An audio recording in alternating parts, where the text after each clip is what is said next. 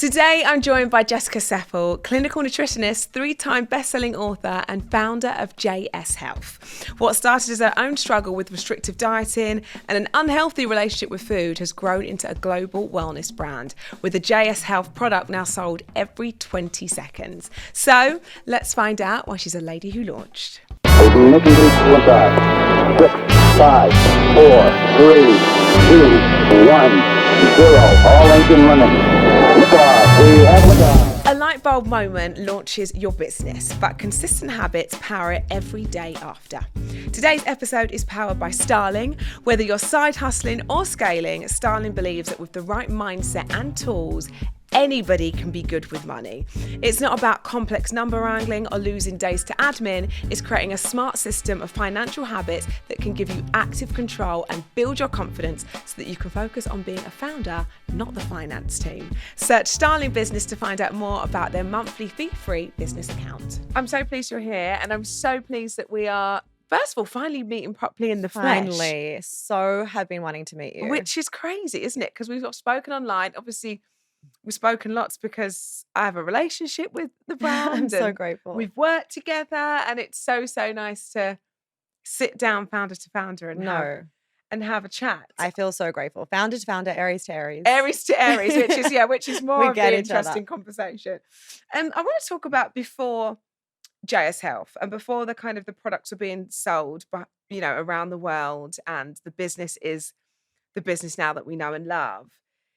It all sort of centered around a young woman that was trying to fix her own relationship with food, as it were. And you've been really sort of open about struggling around sort of restrictive dieting and sort of the world of food.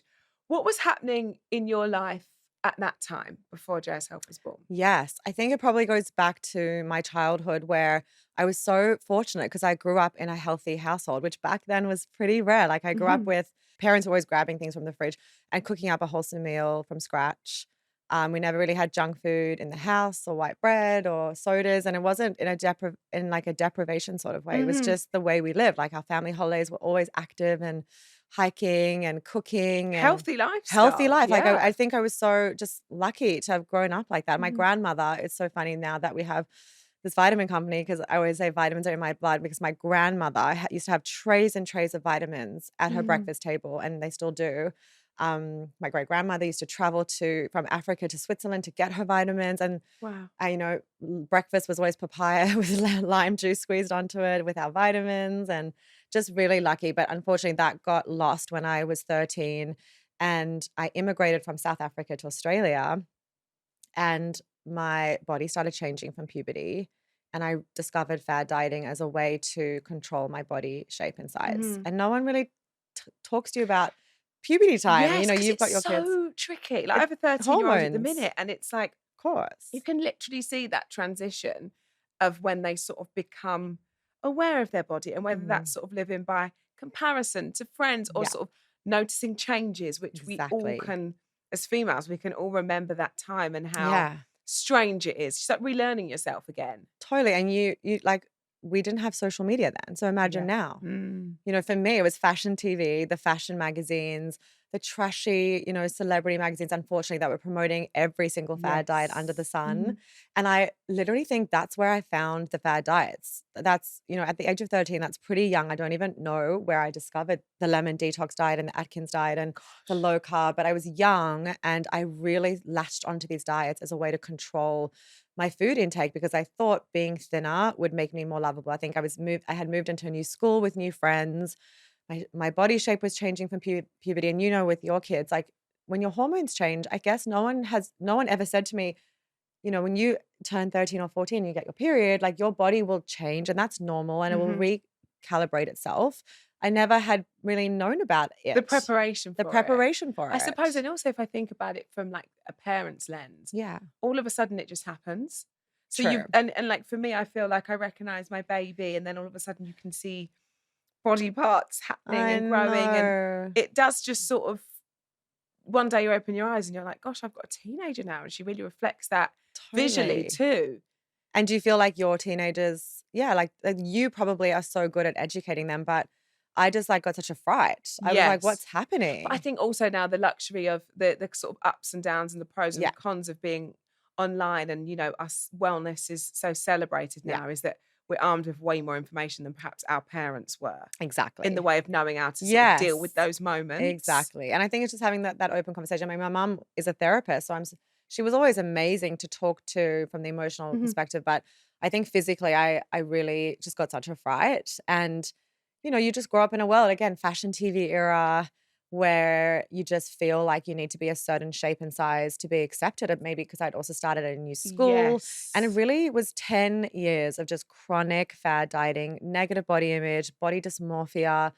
The number on the scale would just determine my self-worth. Literally, I would weigh myself every day, and whatever that number was like the determining factor of my self-worth. And it's Wow. just so sad because Mhm. now, like, JSHealth existed way before JSHealth vitamins, and I spent, I guess, 8 to 10 years just helping women have a much better relationship with food in their bodies. I would actually tell women to throw out their scale, stop counting calories, and find balance. And it's funny, JSHealth sort of took off because everyone at that time was really living in the extremes. Yes. And suddenly there was this, like, you know, cute Australian young brand saying, not young brand, sorry, it was a wholesome brand saying, actually, balance is the only way. Yeah, And yeah, you can yeah. have a kind relationship with yourself and food in order to feel and look your best, like to Yes. feel well. And so it was back before, yeah, I guess was when the extremes were happening, when I sort of was saying there has to be a better way. There has to be a Mhm. better way that women treat their bodies More considered approach. like sustainable. Obviously, you were sort of living through this situation at the time in your teens where you were just, you know,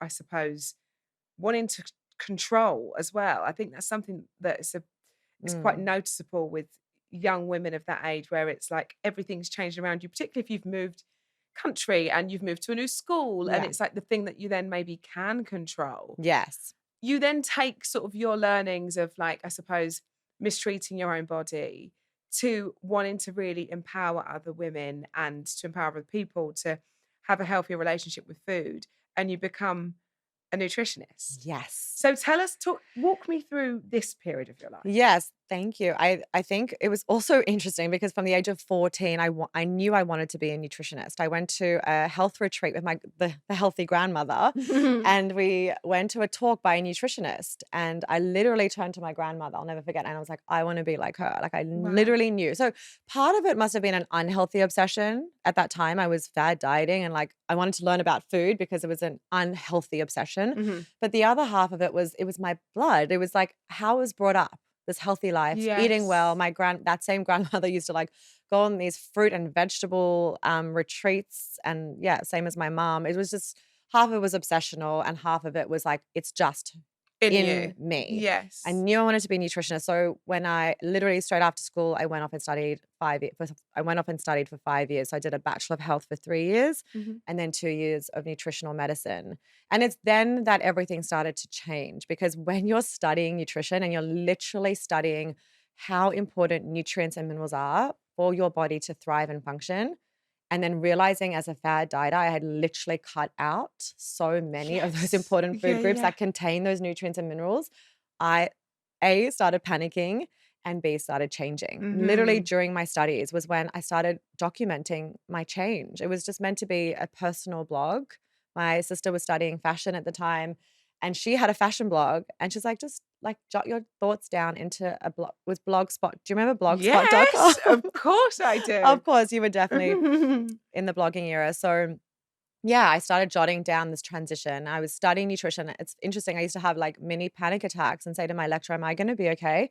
I've spent the last 10 years not eating fats, not eating Yes. proteins. And then you So learn, I mean, interesting. amino acids are the repair in the body. They are the most important thing for repair of our cells. And fats, how important they are for the brain and your hormones and your cycle Mm. and your skin and your hair. And realizing, I think I wasn't probably feeling my best too.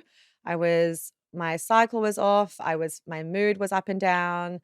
My energy was low. I wasn't sleeping so well. And I was so motivated to really go back to the healthy life. And I thought, Yes. and I started feeling better. Like my hair got stronger and thicker. My skin started to clear. And I just remember starting to feel so well when I started adding these macronutrients back into my diet that I had cut out for over a decade. And studying for 5 years just gives you studying health and nutrition for 5 years just gives you so much love and respect for nutrients and minerals. Like I seriously, when I talk about nutrients and minerals, and in the early days, it was just JSHealth, it was just through food, and now recipes and the 3 best-selling health books. I would come to London actually with Joe Wicks and Sarah Wilson from I Quit Sugar, and we would just, talk about whole foods. And it's the same thing with supplements. When I talk about nutrients and minerals, it like really lights me up. It gives me chills because it's just unbelievable the change that they can make in the human body. And I was so then fortunate to go into private practice as a nutritionist for so many years, because sitting like this face to face with females and hearing from them what they were struggling with, gut health, hormone imbalances, hair loss, a negative relationship with their body and food, skin breakouts, and then watching the way nutrients and minerals through food and then through supplementation would completely transform their lives, not just their health and energy, their lives, because the ripple effect when you start feeling well, everything gets better. Your relationships, your happiness, your mental health and peace, everything. And it was like, again, gives me chills when I think back to my days in private practice, because my team know they were the best days of my career. I have to tell you, like the goal rewarding, for me, right? Very, and also very lucky to have had those years, because that was the foundation of JSHealth and still is. My relationship with my customers is what like literally lights me up. I know you're the same. I think I just do have a passion to help women feel better, whether it's through our philosophy, through the books, whether it's through our recipes, whether it's through the supplement range. Like it's all the same mission, like just want to help women feel better. If it's like, I was talking to the press this morning and I know they're having 2 or 3 cups of coffee in the day. It's just part of sort of the culture. And a lot of them are struggling with low energy and sleep, and I'll help them just swap that 3rd cup of coffee to something else, and then we're going to the 1 or 2 cups of coffee a day, and I just know what's going to happen to their energy and sleep. The impact of that one small change, or adding magnesium to a woman's life, and just the way that will transform their nervous system and their energy the next morning, and the ripple effect of good sleep into the next day, like just lights me up. So I was so fortunate to be that nutritionist in private practice where women would just tell me what they were struggling with. Yes, and you know that you can make a direct impact, and how rewarding that is, and how much value you can add to their lives. So you're in private practice, you've got the blog happening. Yeah, same time. So tell us where the kind of light bulb moment to really sort of put your practice into product. Like how was JSHealth as we know it then born? Yeah. As you know, JSHealth vitamins. Yeah, it's so funny because there was this whole other chapter that a lot of people don't know about. Tell us. Well, just that, just that JSHealth was this beautiful platform of just customers. And I was in private practice, and then I had this whole community of women, right, who were telling me what they were struggling with. And I was in private practice seeing it face to face. So it was just so much beautiful feedback from people. It's like a focus group. I was literally, and the thing is, at the time, you have to remember 10 years ago, think about the vitamin space. It was very non-innovative. Like it was pretty basic. Vitamin C, vitamin D, calcium, turmeric. You kind of knew calcium was good for your bones. You knew vitamin C for your immune system, but you didn't really know how a vitamin vitamin formulation could transform. There's no innovation in that sort of remember, aisle. like, think about back to the Boots or any pharmacy back then. I just think of almost like the hair and nails tablets, or the cod liver oil, or vitamin C, like a very sort of traditional supplement. Traditional. And I was like, what? I have to be honest, I was like kind of disappointed in a lot of the formulations that I was prescribing, because in private practice, you literally sign up to a whole bunch of supplement companies, and some of the brands were good enough. But as a nutritionist coming out of nutrition school, I was kind of like, why aren't they using magnesium glycinate? Now, by the way, glycinate is trending, but these things when you're studying nutrition. You learn that 1.5 grams of fish oil is the dose you need to truly see a difference in your skin and your hair and, heart health and brain health. You know that you need to utilize 400 milligrams of elemental magnesium to see a true difference in someone's nervous system or sleep.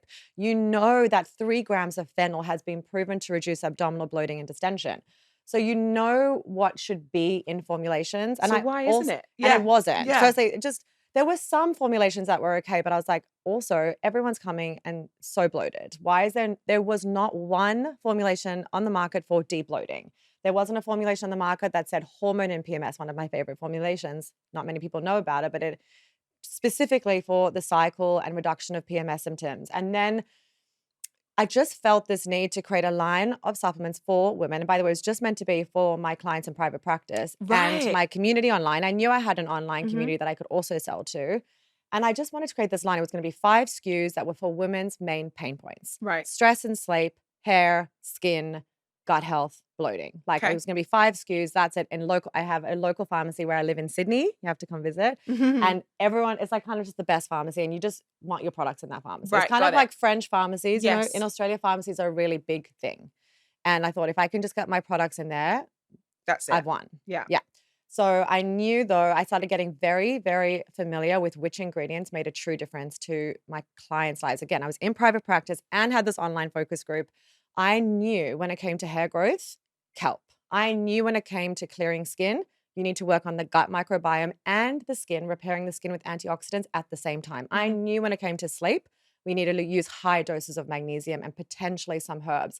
I knew exactly, I'd seen which ingredients work, but also which ingredients didn't work. Got it. I saw the ingredients that had side effects. I saw forms of ingredients like potentially magnesium oxide that was in most of the formulations, but just didn't really make a difference. Right. But then when I would utilize really good forms of magnesium, glycinate, citrate, chelate, really saw a difference. And then when I will never forget one of my patients struggling with like mood and just, I would say mental health, and then prescribing her really high dose fish oil with a whole plan in place. You know, she had therapy support and nutritional support, and just the way that high strength fish oil completely changed her life. And you just also learn, go deeper with nutrition, like where's the fish oil coming from? Is it sustainably sourced? Is it heavy metal tested? Is it 1.5 grams? And then I also knew my patients were avoiding taking fish oil because of the fishy aftertaste and fishy reflux. So I was like, we have to coat our fish oil in vanilla. We were one of the first brands to do that. So I knew, you see, I was getting feedback all the time. Jess, I'm taking magnesium glycinate. I'm sleeping so much better. Oh my gosh, Jess, since you put me on the gut formulation and the antioxidants, my skin is clearing when I'm doing both at the same time. So I knew exactly how to create a formulation to tackle a pain point. And you're almost like formulating before you were supposed to be formulating, if that makes sense, because you're literally sort of prescribing these supplements to people, but you're actually really coming up with your own formula at the same time. Exactly. And the hair one was so interesting. That honestly was a bit of an accident because I was seeing clients and they were low in minerals, selenium, zinc, iodine, and I was prescribing kelp. Kelp is my favorite way to get the minerals in. And I know I always felt that when it came to hair loss, minerals. And I was prescribing this kelp and my client's hair started growing like wildfire. No. And so did mine. I was taking this kelp. I gave it to my cousin. I'll never forget giving it to one of my first cousins and my sisters. And all of our hair started growing like wildfire. And it was the special kelp that I was using. Okay, and I stumbled across it. And what was crazy is that, firstly, no one was using this kelp for hair growth. But then we looked into the science and we saw that kelp, iodine from kelp, has been proven to support hair growth and strength and thickness. Combined it with zinc, which is my other favorite mineral to support hair growth and hair health. Simple formulation, 2 extracts of kelp, which we're the only brand who can use this very special pure kelp in the world from Nova Scotia. It is, I believe, the purest kelp in the world.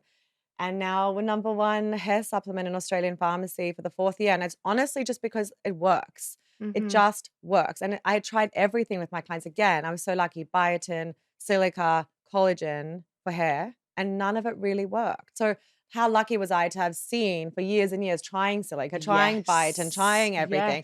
They would come see me and be like, no, that didn't really work. So you're literally sort of like trial and error. For years. Before the product.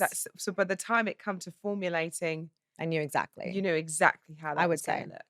Yeah. And so fast forward to the sort of moment that you think, okay, this is beyond what I'm doing here. And this is almost beyond, you know, my clients and the community that I've built online. This sort of needs to reach far and wide because what I'm doing here, this idea that I have, I know that it's gonna cut through, and there's nothing like it. I suppose, as you said, that supplement aisle in those kind of drugstores, that in that Yeah. setting, super unsexy, super Yeah. unsophisticated, super traditional. At what point do you think I'm going to press go and this is a brand bigger than where we are now? Yeah. I think it was probably never an intention to be a big brand. Right. Because I actually was working with a doctor at the time. One of my pracs, like my internships, was with a really well-known integrative doctor in Sydney.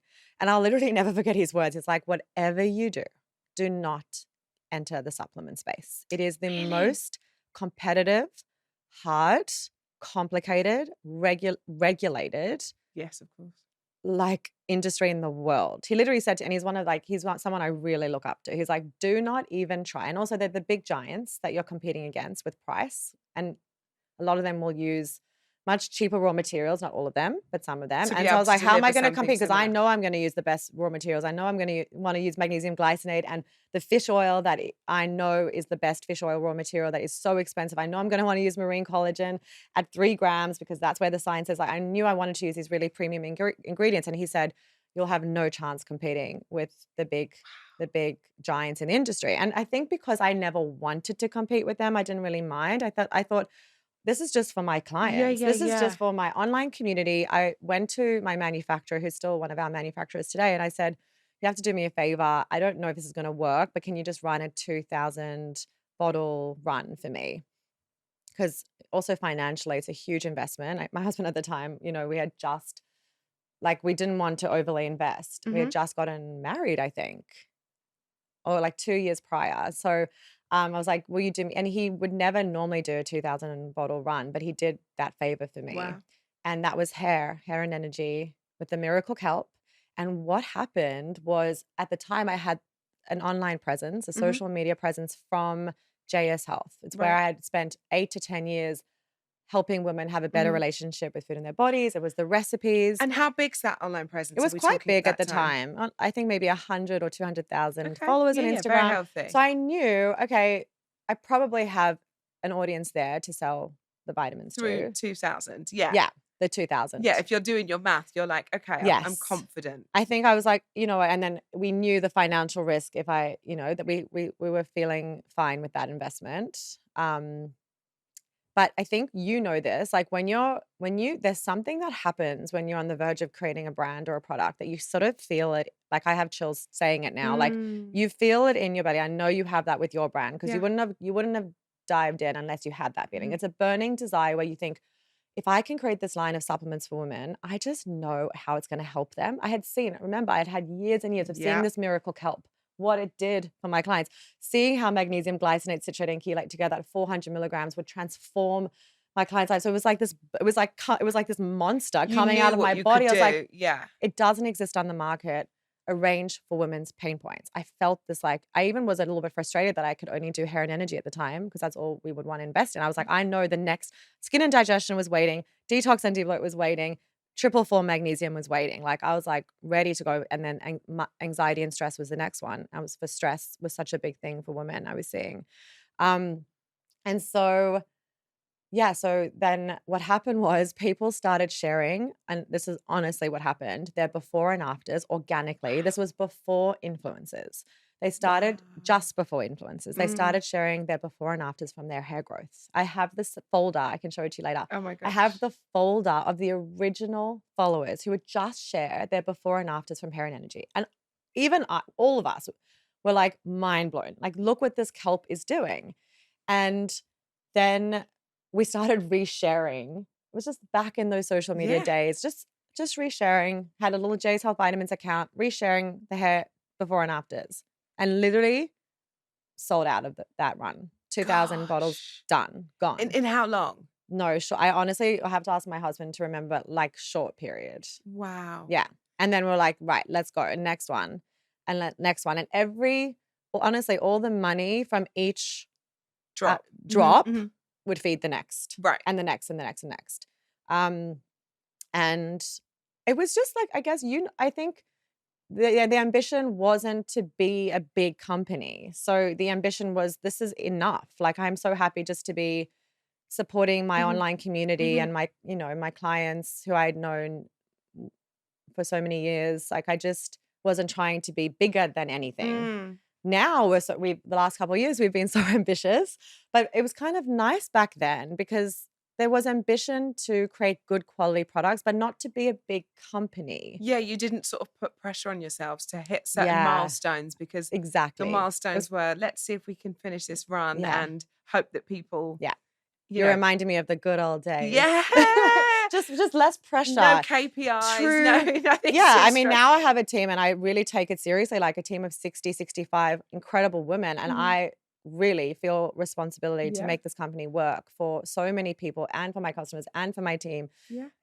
But back then it really was low pressure. We had a really small team from the JSHealth brand because we were creating recipes still. Yes. And we had the books. We had like sort of a small brand team and they were jumping onto the vitamins and helping us.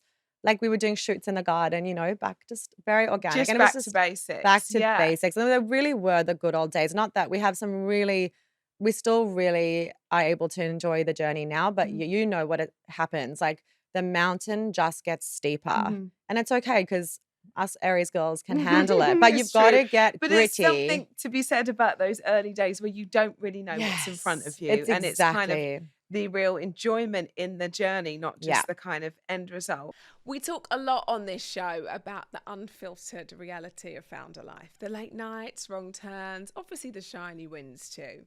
But we talk less about the unsexier day-to-day stuff that actually keeps the wheels turning. In other words, the endless financial admin that can end up disrupting the craft and the creativity that led you to actually launch in the first place. So today's episode is powered by Starling, who believe that the right mindset and tools can change all that. They've built a powerful business account that can help you build confidence boosting habits, create vital headspace, and shed the dead weight so you can focus on your next move. All with no monthly fees. We love that. There are some features founders are really loving, like Spaces, where you can separate all your different expenses from your main account. There's also Bills Manager, which keeps bills like tax or office rent in a protected space and pays them automatically on the same day. So that's one thing ticked off of the to-do list. Starling Accounting is a bit of a game changer too. It handles bookkeeping and making tax digital all from your bank. Just search Starling Business to find out more. At what point did you realise that this had greater legs than perhaps those early days? Did it become quite apparent to you? Because the scale of, JSHealth now it's a global brand. This is outside of the people that you were serving, outside of, that initial audience. It's really, really grown some. At what point did you realise that that's the way it was looking? I know. I think it's interesting when you ask me that because even though I know how big the company is now, it's so funny because I think there's something as a founder where you never quite feel like it. Yes. You know what I mean? Like Mhm. it's a bit of an annoying answer. It's like Well, it makes you comfortable, and then you feel like you've the never. next, the Yeah. next, what's happening next. That you're gonna reach the next KPI and the next KPI and the next KPI. I think not that we've always sort of run like a small business and we've never really had much investment. So Yes. we've never had too much pressure, but you realize, I think because the products have been able to help so many people, the ambition comes from that. It's like, I want the US population to have access to high quality supplements for women. It's just this like, you're like, oh my gosh, I see what we're on. I want, even this morning, when I was at Hearst with the press, I'm like, I just desperately want them to have our formulations on their bedside table or in their kitchen counter. Like the nutritionist in me, it's just sort of this feeling of I want people to have access. For me, it's that. I mean, It's back very to the beginning lucky. for you, isn't it? That's exactly what you did, and that was kind of your buzz, was like changing women's lives. And if you can do that for people that you were seeing face to face, but you now can do that beyond that. I don't think that buzz will ever go. I think not. I think, and it keeps us like healthy. And I just think, that buzz. I think when you ask me like, was there a point? I'm like, I really can't think of a point where it's like, I know we're like a big company now, because every day you're also just building. You're in the grind. Yes. You're not like sitting back and be like, Well, I should read this because it says today, as it stands, a JS Health product is sold every 20 seconds. Oh, that's I good. mean, there's a lot of great before and afters there now, isn't there? A lot. That folder has grown. It somewhat. has. It's my favorite folder. I've got many of those folders. How, as the company does grow, and I think one thing that is really sort of visible is that the company has always been built on trust, Yeah. and particularly in that wellness space, it Yeah. is what it is, right? We like a product if we can see results, if it's working, and I think what you've done really well is actually shake up that space, that it's got a real brand identity too, and it feels like a treat and a luxurious product for a woman at the same time. Thank you. How important for you, and how do you protect that trust as the business grows? It's such a good question because we were, again, talking about that this morning. It's so important to me because I'm a nutritionist. I really, really, the thing that allows me to sleep at night is knowing the quality of our formulations.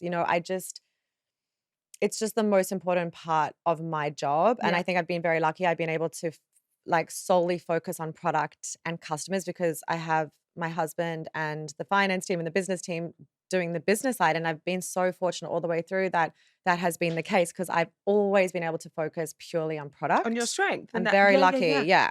I really think it would have been interesting if I had to put my brain there. I'm not sure it would have gotten murky. I've been able to really be in a place where I refuse to compromise, where my CFO will say to me sometimes, can we explore a different fish oil raw material? Can we look at a different marine collagen? Do you mind if we, literally those are the two conversations I've had recently. And it's just this, I'm the only one that can sit here and tell you and say to the team, no, I have to be the one at all times that will not compromise when it comes to my formulations. They have actually, I was saying this the other day, I think we've ever changed a formulation, hardly ever. Wow. Because we've never had to, because they work. And JSHealth Vitamins has this big online presence, but the truth of the matter is I don't think it would have gotten to this point unless the formulations really delivered. Though, people these days, they're not investing in products unless they really, truly see a difference in whatever it is, whatever product it is. You're just not coming back. They might try it, they might have a go, but whether they're going to repeat that purchase, are they going to be desperate when the pots run out? Are they going to be, oh, quick, I need to order it because I'm low? That's where the sort of game changes. Exactly. And I don't know if you're the same, but the only time I enter into the business side of the business is when I talk about retention. The most important thing for me, everyone knows, and I do Aries drive them crazy, is about retention, because I refuse, the most important thing for me is customers returning. They're coming back. They need to come back time and time again for our magnesium. And then when we launch a longevity formulation or a collagen formulation or a sleep powder, they feel they can't help themselves because they just trust that sleep powder is going to deliver results. So the trust comes from a really good formulation, whether it's skincare or vitamins or body washes. I think trust is the most important factor when it comes to the quality of the product. The quality. And you obviously cannot compromise. You don't compromise that. And I think that's exactly it. So the moment that you release something brand new to that space, we're all invested because we know how great our experience is with everything else. I think that is so, so important. I want to talk about, we sort of go back to the beginning, because a lot of time we talk about raising and, at those early stages, cash flow can be quite difficult for lots of startups. At the beginning, it's been bootstrapped from the beginning, right? Why was that so important to you? It's probably more important to my husband. That's just the way he operates. He's never wanted to have the pressure of investors sort of guiding the company out of our hands. Yes. I think it's been a blessing because we've had to get really, what's the word? Really, we've just run always like a small business. We just have had to be very intentional with every single thing we do. And in the vitamin space, scrappy startup. Scrappy. Really, so that was the word, scrappy. Really, really scrappy and everything. It's been amazing, but it's also made it harder because we don't have, the luxury for insane marketing brand budgets potentially that our competitors have. Right. So it's interesting. And I think I understand why there's a time and a place when investors do need to come in and support the brand to go from strength to strength.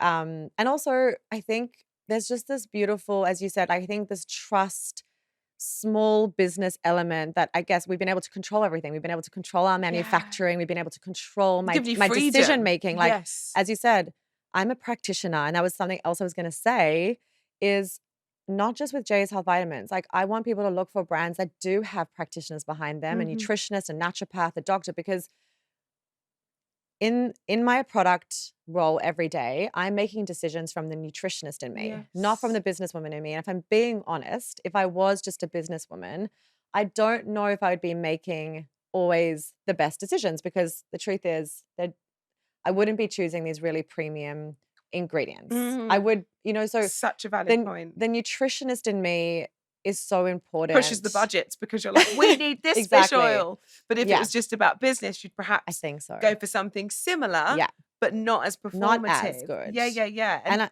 it makes perfect sense. So just FYI, like, try and look for a brand that at least has a team of practitioners behind the product development, because we really are not willing to compromise as practitioners, because practitioners want to see a change and a transformation in their clients' health. And their health is our number one passion. Like, it's just who we are. If you're studying health for so many years and you're in this industry, you just care about people's health. So, you can't switch that off. But investors, I think I have been grateful that we've been able to run like a small business. And as we were talking about earlier, like, most of my girls have been with us since the beginning, 8, 9 years. Zoe, who's been with me, we're in our 9th year together just when it started. And you've got to like learn to love the journey, like, because you really do have good moments and really challenging ones. And then you just learn, okay, there's a point in time, and probably for me was maybe 3 or 4 years, maybe 3 years ago, where I was like, I'm going to just lean in, because this is the journey of business. I think people have this very glamorous, unrealistic view of what it takes. And I look at you and I just know what you've had to do to get into this seat today. Like, I look at you and I just like, I just know what you've had to do and sacrifice to be in this seat today. Because I think it gets glamorized, isn't it, a lot? And I think people think it's like, all swanky offices, power suiting. And that is what we always say on this podcast, that the most unsexy role is the role of a CEO, particularly in those early years, because you are everything. You are like everything. The cleaner. You're the oh my gosh. You're every part of the business. And I think it's only as it grows that your role will somewhat change, or you can actually hone in on what you're good at. What do you think? What kind of founder do you think you are now that perhaps you wasn't, say, 5 years ago? Yeah, I'm definitely a kind leader, sometimes too kind. But I've learned boundaries, and I've had to learn to protect what I've built. So I've had to learn that sometimes you have to make decisions that are best for the business. And that sometimes means, and so what's best for the business is to have really strong leadership in place. Yes. Because that's what's best for the business. Like everyone knows I would be giving my vitamins out for free today. That's the truth. And because you want everyone I to literally feel go good. into the supermarkets. I'm not joking, in LA, and I have always a big bag of vitamins on me, and I just like, here's magnesium. Just try it. I like, that is probably like my natural way, and my team who've been with me forever, like, no, like, Jess, you're too kind. Like, I've had to learn to be stronger and more firm and more protective of what I've built, because both of us sitting in the seat today, we know what we've sacrificed, and what the potential of your company is, and the responsibility of having a company. You have salaries to pay, you have customers you have to show up for. So being firm and having boundaries is what it is what business requires. What would you say is your clearest boundary in business? Like, what's one thing that's like a non-negotiable for you? That's a really good question. Or like, and whether that sort of is for you as a founder, because sometimes we don't talk enough about us in that position. So is it like a boundary that you have to, I don't know, for me, it's that I really try and protect my weekends, for instance. And that's a clear boundary for me. Yeah. Like what's one for Jess, not for almost the business, but for you to be able to stay sane. No, so in mine the is whole- actually so it's my nighttime switch off. So I Right. work until about 6:37 most nights in Mhm. LA.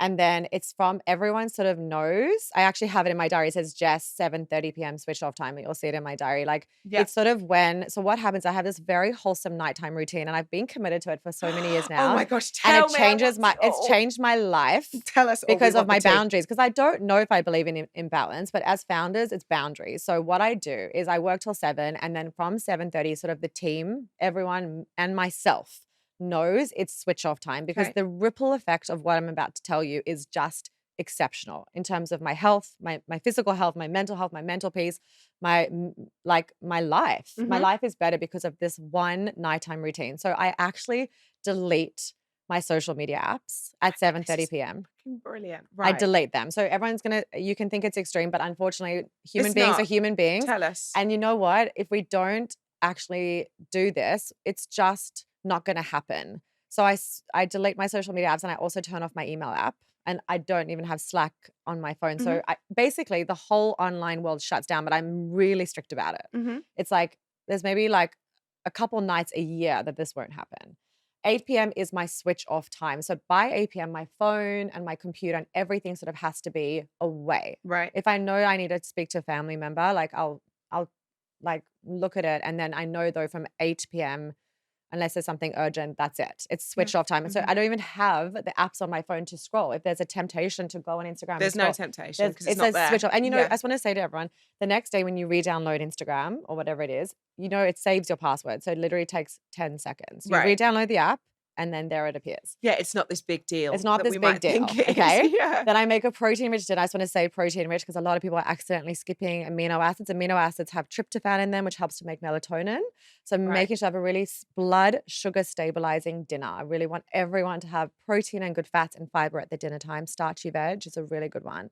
And then I have my magnesium. So any good quality magnesium, but you really want to look for triple form if possible. We use glycinate citrochelate, and you really want it to be an efficacious dose. So around 400 milligrams is where you really feel an effect in your nervous system. So why magnesium is so popular is not so much it's the science behind magnesium in sleep. It's the way it calms down the nervous system and the mind. It literally is a nervous system down regulator. So I literally sip on our magnesium powder or take our tablets or sometimes our sleep powder, depending. And I literally can see and feel my nervous system start to slow down. But at this time, there's also nothing, like jacking my nervous system back up because I'm not on my phone. I'm not checking emails. I'm not checking social media. And this is like my slow down time. So sipping on my magnesium, I have a hot Epsom salt bath with lavender. I see my nights as like, and I know there's lots of mums out there with kids. So it's when the kids have gone to sleep, you can set the routine from the time that works for you. So for me, it's 8 p.m., but for some moms, it might be 9 p.m. So just find a time that you works get that for time you. back for you. And then it's magnesium or sleep powder. It's Epsom salt's my favorite TV show or book. And it is slow down time. It's like time with my husband. Yeah. It's away from the world. And what is the ripple effect of this? I can fall asleep because my mind, these days, I meet women, we need like 2 hours to calm down cortisol and slow down the mind. Cortisol is meant to slow down from around 2 p.m., 3 p.m., 4 p.m. It's meant to come down in the afternoon. So melatonin can take over when the sun goes down. That very natural circadian rhythm is just not happening. Right. People are amping up at night. Their cortisol's coming up and melatonin is really struggling. I'm not the biggest fan of melatonin supplementation. I want our own pineal gland to produce melatonin. So, but it's all about, for women in particular, we have to find ways to calm down our nervous system for our minds because people aren't falling asleep because they have busy minds. So think of your nighttime routine as it's time to slow down the mind and the body. And so what happens, I can fall asleep. I can stay asleep. A lot of women are waking up at 2 to 3 a.m. I'm a bit like that at the minute. Yeah. 2 to 3 a.m. It's not for me. I don't love it. We don't love this, but we'll fix that. And then what happens? We wake up more energized because our adrenal glands have been restored. We know what sleep does to our brains. It's literally sleep is our way for our brains to refresh. What happens when you have that refreshing sleep? You literally wake up more clear. You have more mental health and peace. And my morning routine is similar because I just believe how you start your day sets the tone. So if I'm starting my day again, checking social, remember I've deleted the social media app the night before. So I bet it's a weird thing though to sort of in the morning be like, do I really want this? You know, I think there'd be It a is. part So of me that's like, I exactly. actually am not sure if I want this So what today. you'll find is you don't until you're at your desk. So what I do is Right. I'm like how I start my morning, and it's a very quick morning routine because we're founders. Like the truth of the matter is we've got to get the day going. Yeah. So it's like a 45-minute. I wake up, my husband and I walk most mornings. We have a coffee. I haven't checked social media or my emails by this time because I don't want to start my day on a chaotic, overwhelming No, note. it's fair. It's Right. very fair. And then have a morning routine. I either exercise, walk with my husband, have a coffee, have the JSHealth vitamins, the JSHealth breakfast. Okay, at my desk, 9:30, that is when I'm going to let in the world. I'm going to jump onto social media, jump into my emails, allow the inundation from the world to come. I have the whole day, everyone, just for that little You've social got media. until 7. A long time, Yeah, you know, and it's to true. let the world Almost like have its way with you, like because you're always needed, aren't come you? at I think us. whether you're a parent, whether you're a founder, whether you know, Exactly. it's those moments for me in the morning. I always try and get up before my kids Yeah. because I'm like, I just like not being needed by anyone. 100%. Like just A lot of mums. whether I'm just there just chilling or if I, you know, I've got time for a workout, you know, I just really Love. like that time where I know nobody needs me just yet. Because like you say, come Love 9 that. o'clock, well, before then, because I've got my kids, but once then the office has started and we're all up working. Or rolling, yeah. It's sort of all day, isn't it? All day Yeah. on. But that is such a nice idea. And just the morning routine again, like the mental piece, the day. So sometimes, you know, like if I break it here and there because we have a launch happening or there's an urgent whatever website thing. It's so interesting what happens when that habit or that boundary is broken. The day starts on this chaotic, overwhelming note. And it's just so interesting what happens the rest of the day. Like it's just a bit more, the energy is just more chaotic. And I just think, women, I'm so passionate about our nervous systems because our nervous systems, I think it's almost our everything. If we can regulate our nervous system where our adrenaline and cortisol comes out of, I think everything gets better. Our energy, our mental clarity, our mental peace, our decision making, our food choices. Like when we can regulate our cortisol levels and really learn how to calm down the nervous system, sleep gets better. You wake up more energized. You have probably better relationships. Yeah. Just everything. And you're right in having like those moments at the beginning and end of day for yourself that you actually, when everything comes at you, because listen, it comes with the territory, right, of Yeah. founding a business and, Yeah. you know, having sort of a high pressure job. Yeah. But you must feel a lot more in control of that energy. I think so. You know, like when it's chaotic and your evening's been chaotic and so Yeah. is your morning, it's kind of, Yeah. it feels like a bit of a pile-on. Whereas if Yeah. you've sort of taken a bit of control back for yourself, Yeah. there's something really rewarding. And I feel like you know this, like I think that's the other thing is that people having access to you. I think there is, when you're running such a big team, like both of us, we are givers. We naturally have to be. As founders though, also we don't really have boundaries. We want to give our business, our everything all the time. Like the truth of the matter is I could be that person that's up all night working because I love it. I want to attend to the next product and give it everything. Our personalities want to keep giving and giving and giving. Like it's easy for me to keep going and keep giving, but at what cost? Yes. And is it worth the cost of us burning out and being grumpy founders that we know is not going to serve our teams? Like I think these boundaries probably keep me as a really healthy leader. You're so right. And coming back to who you want to be as a founder and how you want to feel Exactly. in those moments. I mean, it's so important. It's really full circle for you, you know, because wellness is at the heart of what you do. So you kind of have to reflect that right in your personal. But I will say one quick thing, because you and I both know in the beginning, maybe we can't have as strong boundaries. Like when you're building a business in those early days, I'm going to admit, it takes over your life. Well, and it you is have that to scrappy be startup, isn't it? And it's kind of, you're being resourceful, be you're being willing. everything to everybody.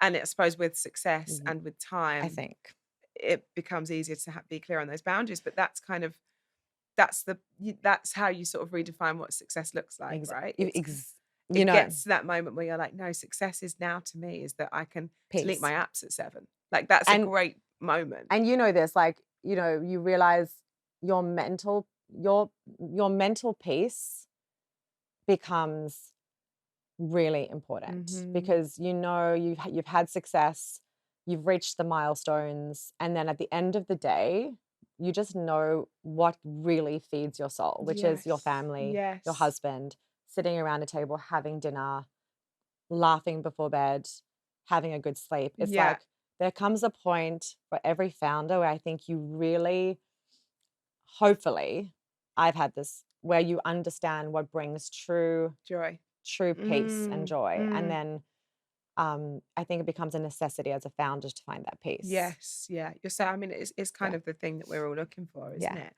Before I move on to our rocket round, I want to ask you what excites you the most about the future of women's health. Like when you sort of think about what you do and what you've seen and the progression you've seen in that category and that space, and Yeah. the access that women now have to knowledge, Yeah. to supplements, to sort of knowing what is good for us and what's going to help. What excites you the most about the future? Yeah. I just think I'm always going to be excited by women's health. What is exciting me is actually the scientific world at the moment is really, really supporting us as supplement brands. Like we have all the best scientists in the world jumping onto all the best podcasts in the US. You know, I'm sure your podcast, you've had Diary of a CEO, Mel Robbins, all these incredible, scientists and professors are coming on and actually talking to the science behind these supplements that everyone's Yes. been so skeptical about. Vitamin D, magnesium, creatine, fish oil, probiotics. I mean, the science is undeniable at this point in time. Undeniable. Mhm. And we've had so much, Yeah, I'm we've had with a you. lot of skeptics as Mhm. an industry. I, as a nutritionist, having done this for so many years now, have always believed in the power of nutrients and minerals. But I'm so grateful that the scientific world is really Mm. highlighting these incredible ingredients. I mean, studies like magnesium, those who had high levels of magnesium in their bloodstream had lower all-cause mortality by, I think, 40%. Wow. That's just exceptional. The science behind fish oil, the science behind vitamin D, as I said, so I think I'm so excited that finally the science world is really heroing these incredible nutrients Yes. and minerals that can make such a difference in our bodies, especially we're living in a world where it can be more difficult to get these nutrients and minerals in. Mhm. I am excited by the longevity space in a That's non-extreme interesting. way. Right. Like NAD has been trending, but it's a large molecule and it can't get into the cells very easily. So I've been doing a lot of research on NMN, which Right. is one of the best precursors to NAD. Professor David Sinclair's really been heroing this from Harvard. NMN is like, I think it's the longevity ingredient. Ooh. So that for me, I'm very fascinated by the science behind NMN. Longevity is interesting to an extent. I mean, to me, magnesium, creatine, fish oil, and NMN are they are longevity Right. ingredients. We know the way creatine supports lean body mass and muscle strength, that Mhm. is a predictor of healthy aging. Mhm. I just mentioned the magnesium study. Fish oil for me is the longevity nutrient. The way it protects us, the way it Right. protects our hearts and our cells is just unbelievable. So I love the longevity space, but in a non-extreme Yes. way. Yeah. Because we Yeah, consume so much information yeah, about that, and there is yeah, a lot of yeah. extreme. But that's so And interesting. metabolic health. I think obviously with the rise of GLP-1s, for so many people I meet, it's just often not a sustainable route. Yeah. I have no judgment towards it. I think it's just, is it a sustainable thing for a lot of people? And often it's not. And it No. also comes at the cost of low nutrient mineral intake Right. because they're just not getting in enough of the nutrients and minerals through their Mm. diet. So Mm. I'm interested in other ways to support metabolic function in a healthy, sustainable way. So Okay. berberine is the metabolic ingredient, has been for years. It's trending now, but I've loved and used it my whole career. It needs to be the right forms of berberine, though, bioavailable forms. And creatine, we just created a creatine with a natural GLP-1 extract. So that's allowing your body to it's an extract that has been proven to increase GLP-1 levels by 22% within Okay. your body. So finding ways to support metabolic function in a holistic, wholesome, Yes. sustainable way. I mean, for me, like berberine, if people are looking to reduce their appetite or cravings or support body composition change, it's berberine. And people see incredible results using berberine. So I really am such a fan of some of those ingredients. I honestly feel like I wish this was a notepad and I was writing everything down. I'm so lucky that we've recorded Yes, this. So I'm going to take full notes. I want to do our rocket round now. let's And do these are, it. well, they're supposed to be quick fire. They never are. I always say it. But when you two women talk, it's never quick, is it? No. But just the first sort of answer that comes into your head. The first question is, what do you think are the non-negotiables for running a business? You have to be willing to be very gritty. It's going to challenge you. It's going to sometimes honestly bring you down to your knees. Like, like you're going to have some really tough days out there, but stay strong and dig deep for that resilience and the grit, because often it's like on the other side of that where everything gets better and stronger. Like it's you know what I actually think? You actually need to have those moments. You need to have those rock bottom hard moments, because something happens in there where it's like, are you going to stay strong? Are you going to stay strong? When you do, everything gets better on the other side, business-wise and personally. Like somehow everything strengthens. Every time that's happened, the business has gotten stronger on the other side. Yeah, that's such a good point. So don't be afraid of them. Like actually embrace them. Embrace those moments. It's going to be, you're going to have good days and hard days. It's just, and it's part of, that is what business is. Having that mentality, like when you know this is how it's going to be, I think makes it all much better. And then of course, hanging on to your why, because you're going to need to know why you're doing this every day. Well, in those days when you are on your knees, the why is the thing that's going to get you back up, right? It's so true. And without it, I don't know. If we wouldn't be here. We would just stay on the floor. Exactly that. When did you first realize that you truly launched? I think those days when people were just starting to share their before and afters, I was like, whoa, like I didn't ask them to do that. This is connecting. Yeah. People are, it's working. It's working. Yeah. That's a kind of goosebumpy moment.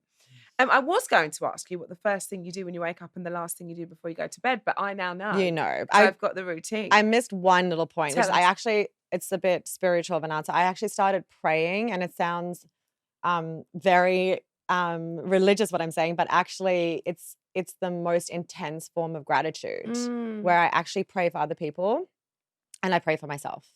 Love it. And my husband. So like I'm just like in this state where every morning, and my husband and I do it together, where we just like are so thankful for everything we have, and we actually pray for others, and we do the same thing at night. Yes. I love that gratitude. It's always, and they say that you always receive more in abundance when you are grateful for what you already have, right? Definitely. Yeah. One piece of advice that you wish that you hadn't listened to? I think my husband and I are very good at probably not listening to other people's advice, because I think both of our parents have always had their own businesses and also work together. Right. And that's interesting. Yeah, it's interesting. I think because we like to be inspired by others, of course, but I think we've been good at not looking too much to our left or right, and just really knowing that vision. Yeah, like because the thing is, what works for others potentially is not going to work for your journey. I think what I've found is people take on too much advice. Yes, because it's distracting. Yeah, it can. I think it can be distracting, and honestly, you learn on the job. Yeah. That's all I can tell you, is you will learn on the job. Particularly when you already know what your North Star is and you know where you're headed. Anything else can be a bit of a deterrent. I think so. Yeah, I think it's distracting. What's a skill that you'd love to learn? Actually knitting, because my mom's been knitting up a storm. Yeah. And I'm like, I just want to have the patience for that. Yeah. Do you have a nice the patience switch off? Yeah. Isn't it? Like I always, anything to me that's escapism. Yes. I'm like. For the mind. Yeah. And me I too. said that I'd actually quite like to learn piano. Because my youngest is learning, and I thought, you know what, maybe I'd quite like to do that, because I wanted to do that when I was younger, but I didn't like the teacher.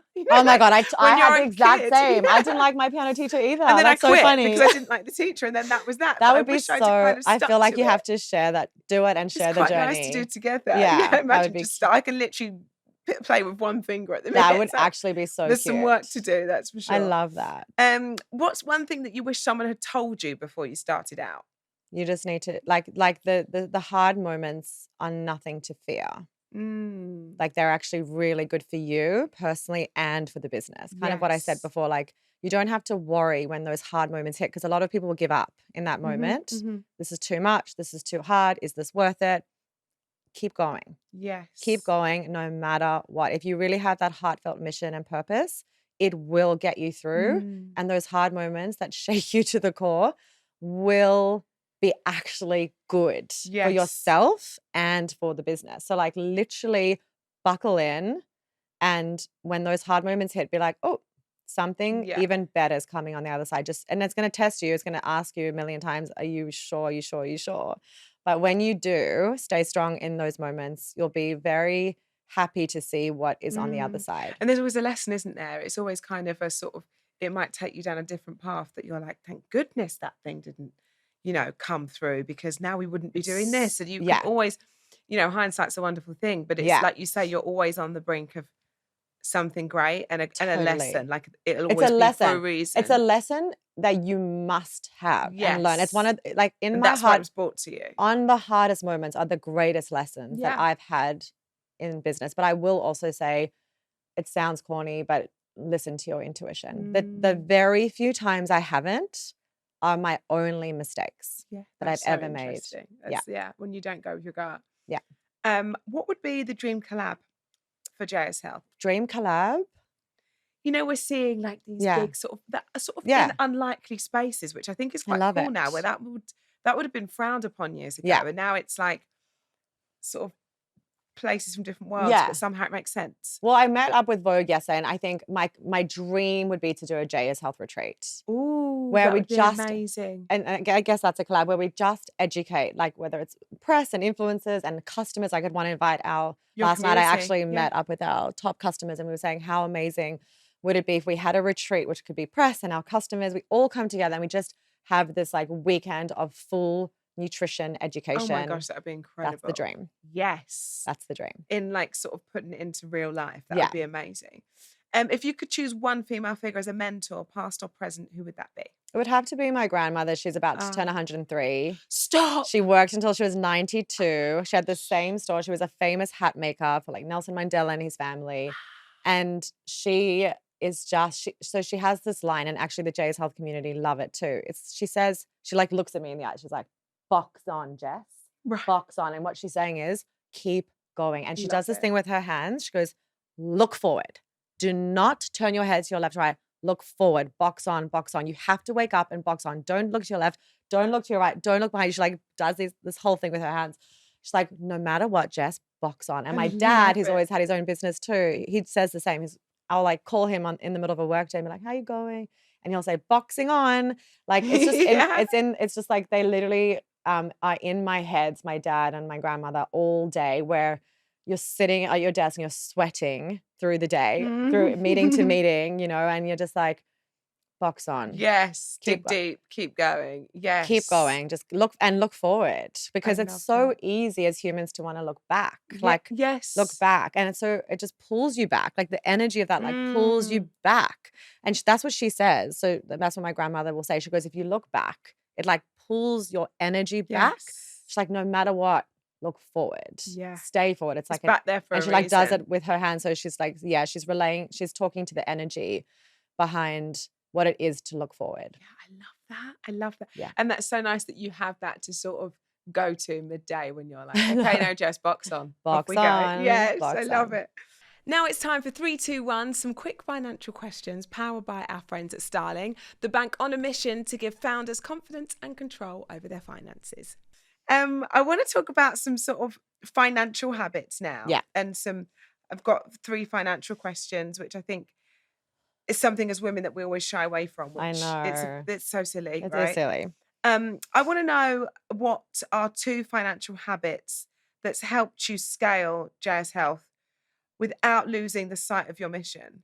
Ooh, that's such a good question. Need to bring in the finance team. Yeah. I always say my finance team is one of our strongest teams. Incredible.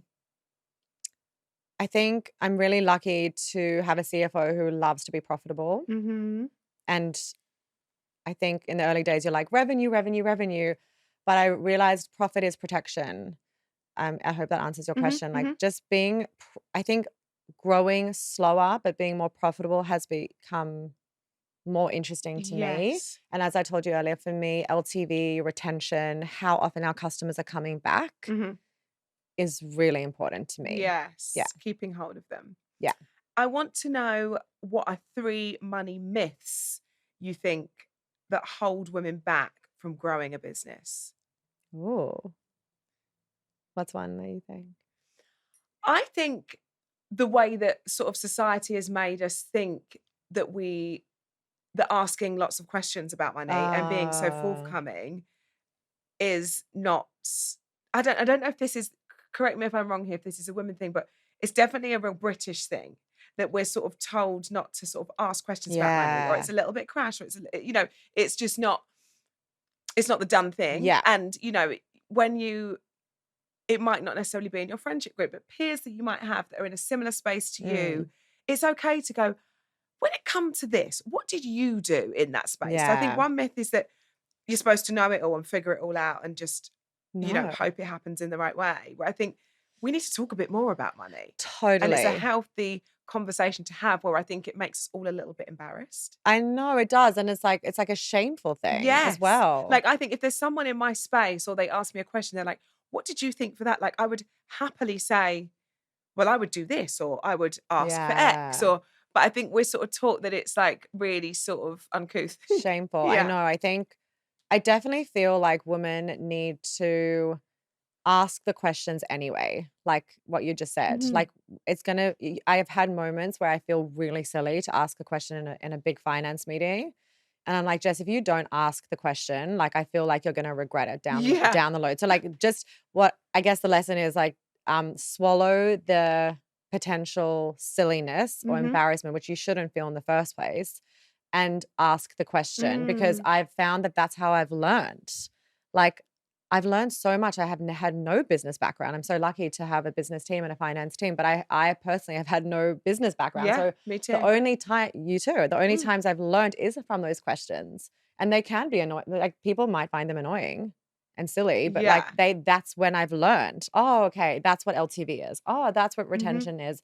Oh my gosh, that's That's how we're gonna get EBITDA. to That's it. X Yeah, yeah, yeah. profit. Like, and just that's how I've learned. And I think the other thing is just putting aside the shame and embarrassment that we might just have as women in business, Mm. like I think I definitely feel like I've had to work harder to be taken seriously Yeah. in those rooms. Like Mhm. I'm often, and I feel like you are too, like I'm often in rooms. I'm the only female. I mean, the vitamin industry is truly notoriously just male Yeah, dominated. I would see that, because I would think, Yeah. like, at one sort of period of time, I'd think it's all kind of protein shakes Oh, and like muscle build, and all the big giants. Yeah. that's how I would sort of perceive Yeah. that Yeah. space. But what's amazing is you've come in with such a feminine energy and you're shining. Do you know what I mean? Well, I actually had a Which is so big incredible. meeting last week in LA, like literally all men, very high powered men. And I was like, it was just like it just is interesting how you have to learn to be very comfortable and confident in those. And it will take time. Like I think if I was sitting at that table that I sat at in LA last week, 5-10 years ago, the Yes. truth is I would have been uncomfortable and I would have not had the confidence. But to know, the lesson is confidence grows. Yes. It grows and grows and grows, and it will grow. So like anyone out there who's feeling like, but I don't have the confidence, just know that it grows.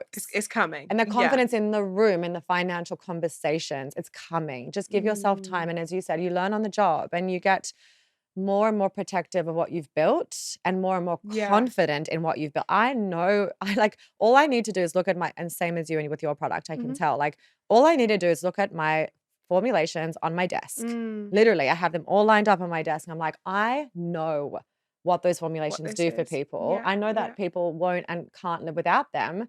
So that gives me the confidence to go into those financial rooms where I don't have experience and say, I know what JSHealth vitamins is for Yes. people.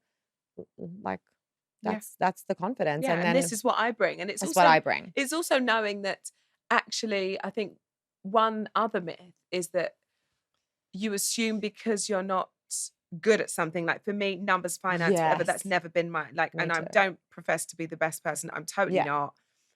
It's not, it's not my strength. However, it's something that I have to be aware of. Yes. So it's almost knowing that, I think there was one sort of, if I go back a few years ago, I would perhaps think it's not my strong point. I don't actually love it. I don't enjoy it at all. So I'm going to stick to what I do best. Yeah. But actually, what's important is that you're really across everything. Awareness. Yeah, the awareness I is think very, you're very right. I think you're important. right. And I think It doesn't mean it's your skill set, but you have to be aware. And then on what you just said, the final lesson is exactly what you just said. I don't know if you do need to be good at everything. Like it is, like you can build a business where you, in time, can build the team that is better at that. Like potentially not in the early days, But you and I have been able to hire teams that are better at that than us. And it's okay. Like, I just think what happens is women feel like, well, if I'm not good at business and finance, I can't do this.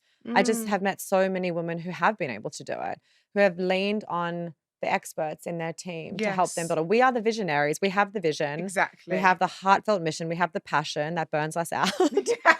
And a little bit too much we passion have at times. we know we have the passion to create the best products.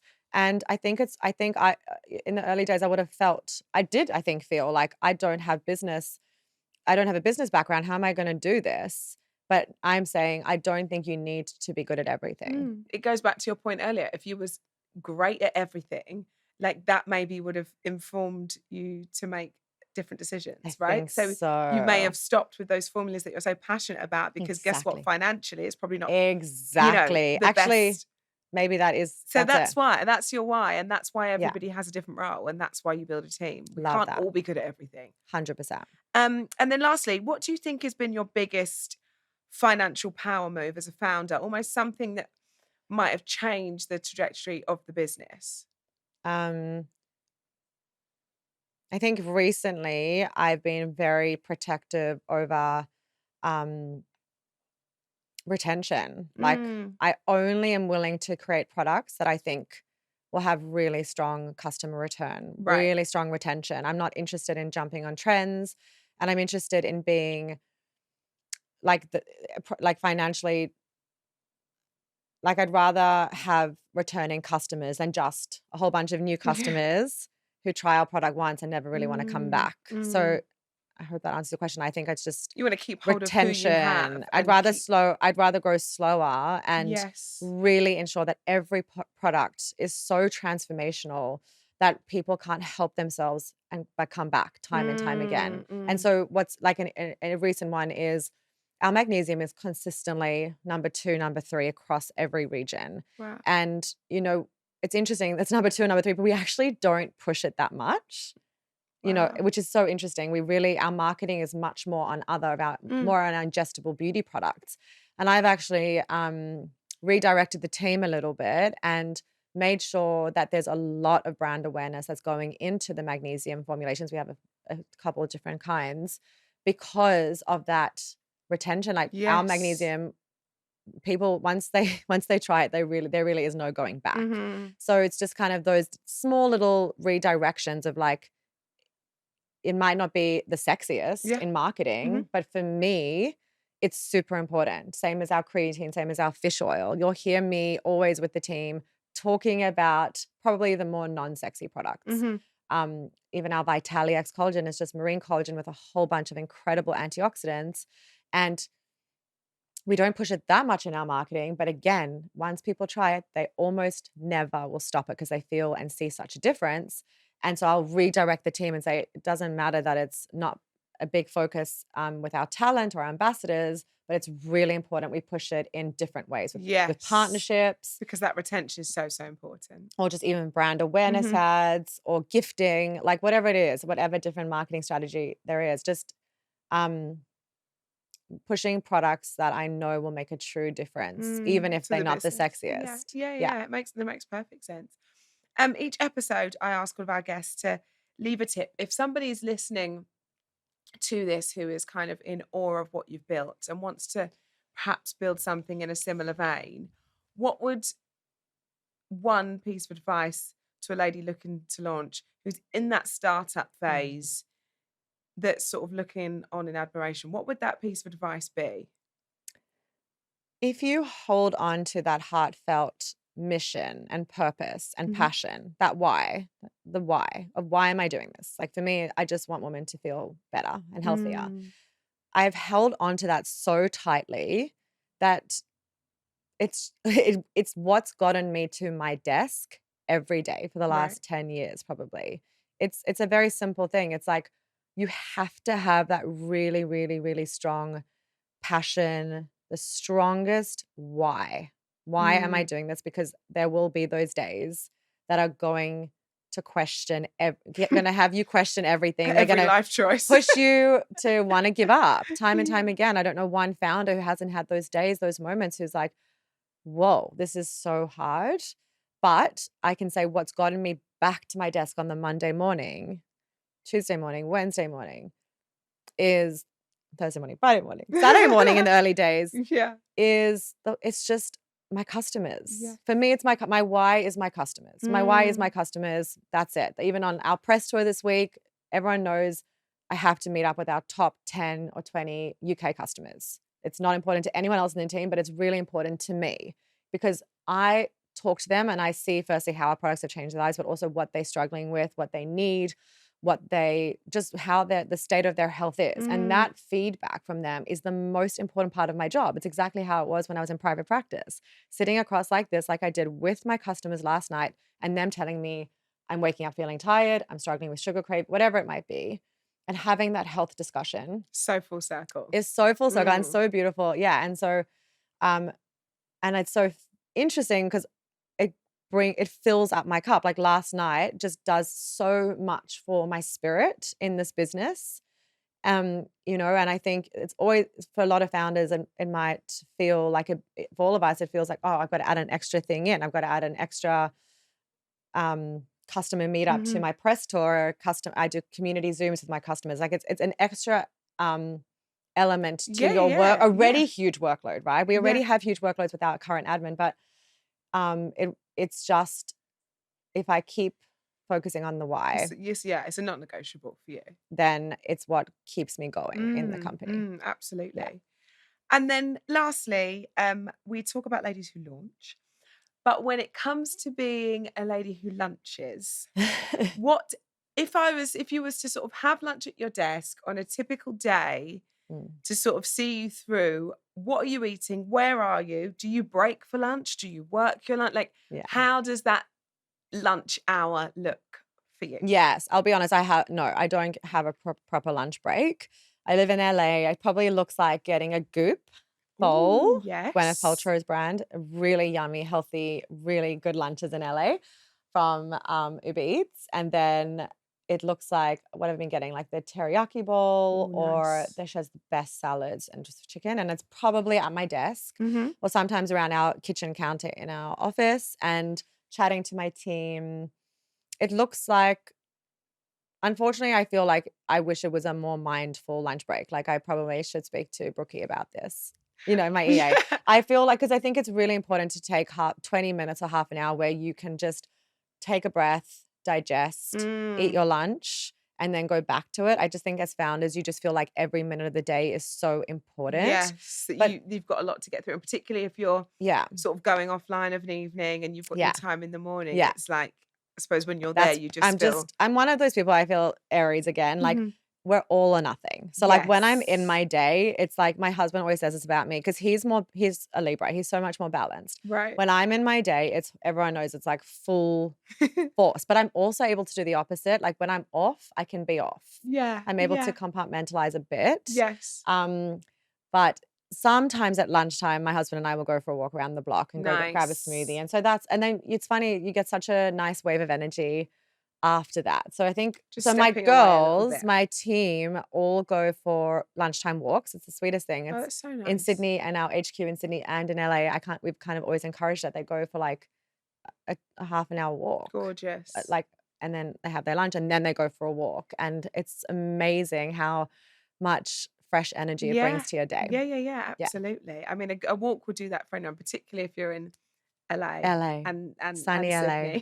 Sydney. sunny LA, Sydney. Very lucky, very grateful. Over here, you might need an umbrella on that walk. I know. It takes the edge off a little bit. Totally. But thank you so much. It's been so good to talk to you. It's been so good to finally properly get together and loved it. I've been such a fan of the brand, as you know, for a long time, and just to kind of unpack everything has been brilliant. No, truly, thank you so much for your love and support towards our brand in the early days. I was the girl. You were the girl. And even with the press this morning, we were all, I don't know how it even came up, but we were like, we love her. Like she is a true, like you just really are the real deal. Thank you. So thank you so much for all your support. Good. Thank you. I love that. Love that. Don't forget to follow us on Apple and Spotify or wherever you get your podcast to make sure that you don't miss out, because next time I'm going to be talking to another incredible lady who launched. If like me you're a watcher, then please follow us on YouTube and don't forget to like and subscribe.